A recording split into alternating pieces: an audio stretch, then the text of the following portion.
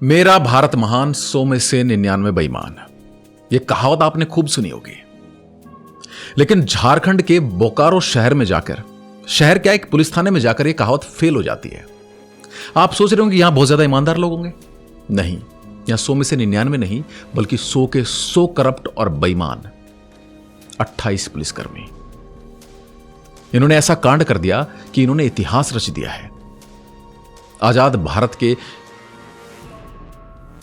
भारत की हिस्ट्री में ऐसा कभी नहीं हुआ।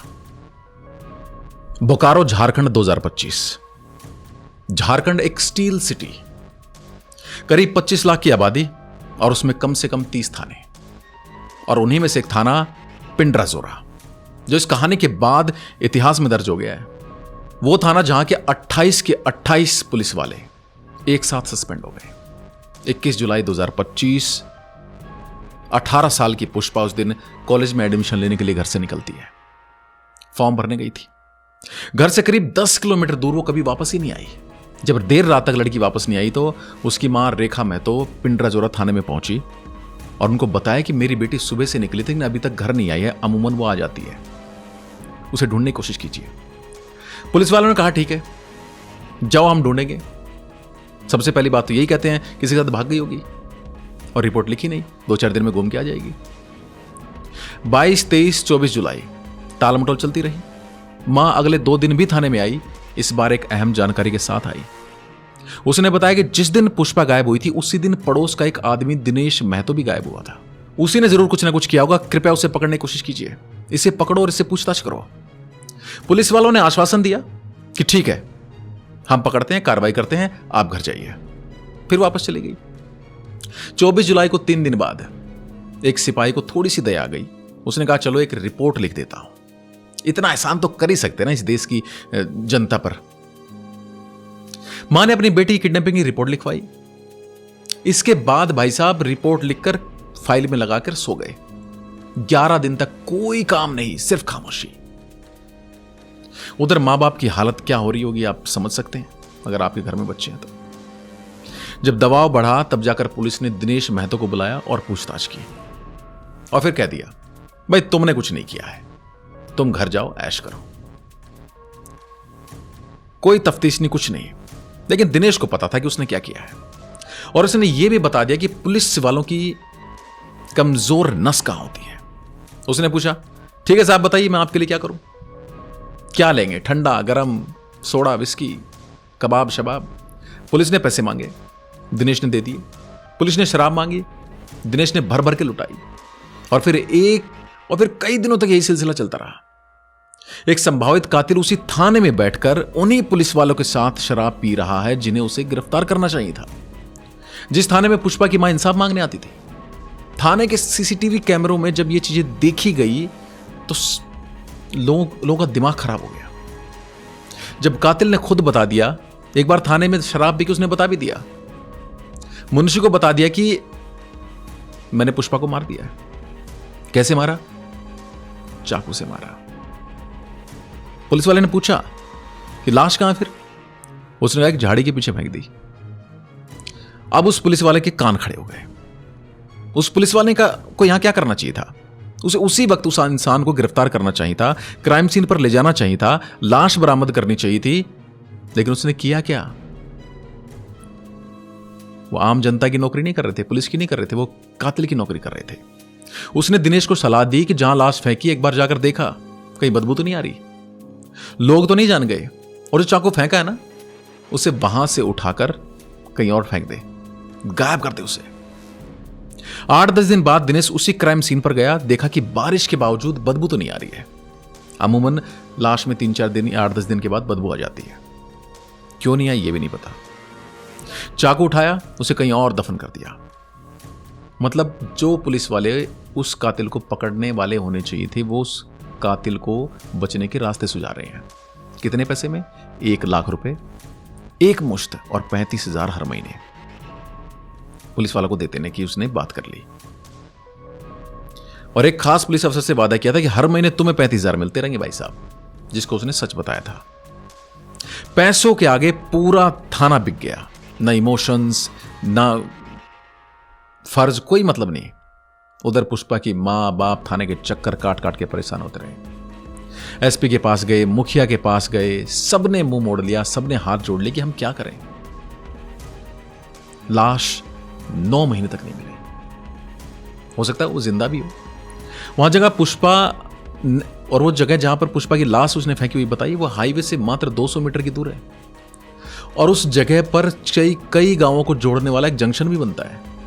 इतने लोग वहां से रोज गुजरते हैं, फिर भी किसी ने कुछ नहीं देखा।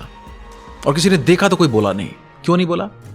एक रिपोर्टर ने जब गांव वाले से बात की तो एक आदमी ने बात बताई कि भाई साहब, पहले एक बार यहां एक लाश मिली थी, एक गांव वाले ने उसे देखकर पुलिस को खबर कर दी।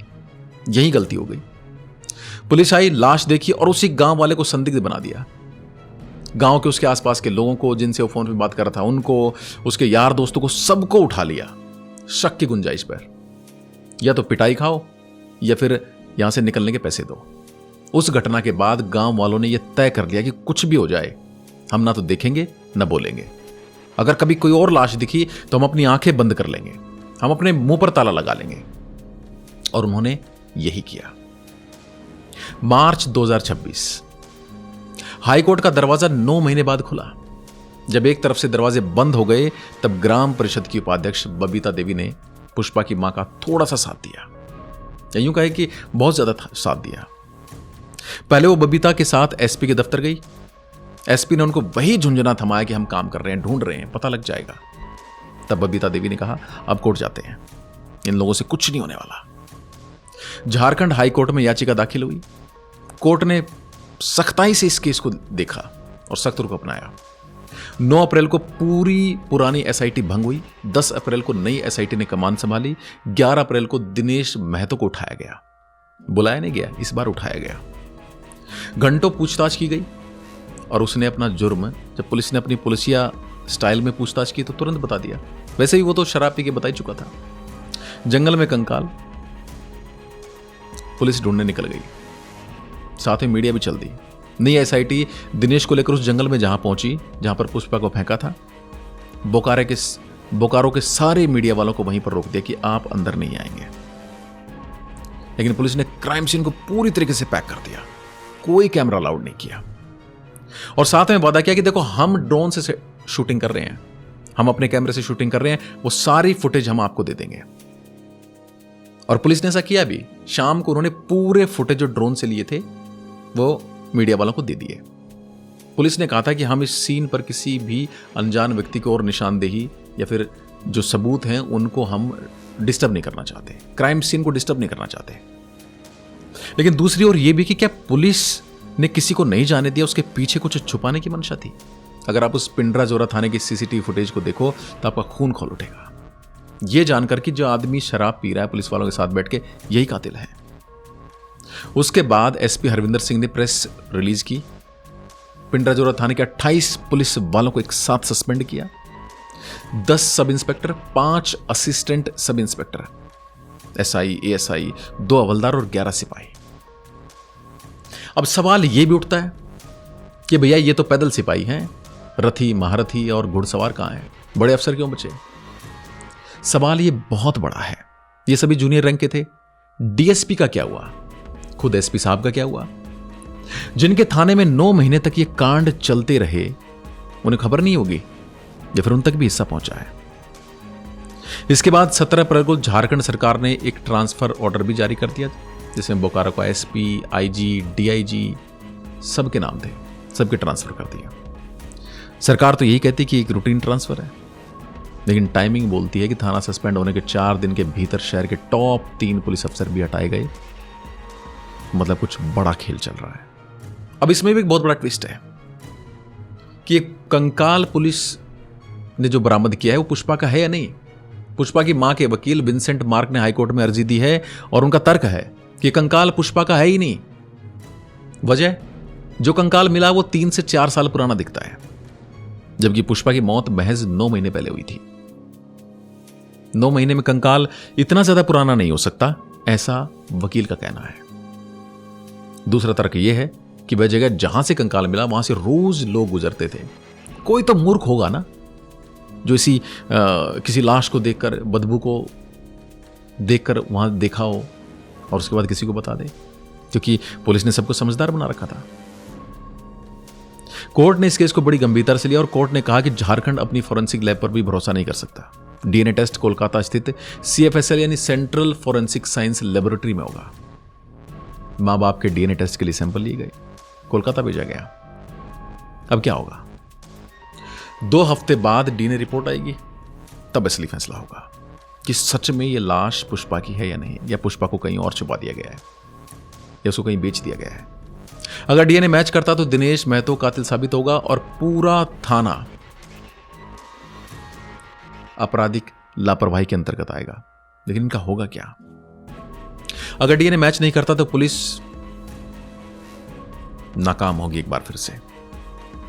हो सकता है पुलिस ने कोर्ट के डर से अनान फान में कुछ भी, कुत्ते को बैल और शेर बनाने में पुलिस हमारी माहिर है, तो फिर एक लाश और एक कंकाल बदलने में कितना समय लगता है?